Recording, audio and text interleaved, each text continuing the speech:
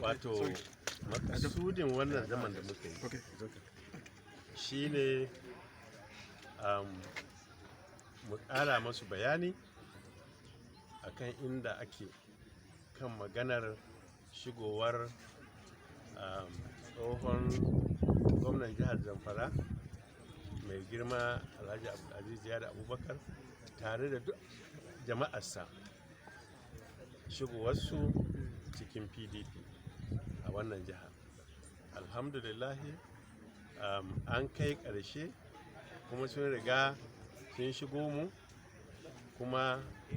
mun yadda da shigowarsu, uwar jam'iyyar mu ta yarda da shigowarsu, kuma shigowarsu ta ƙara ƙarfafa mu, wanda muke ganin insha Allahu da mu kafa gwamnati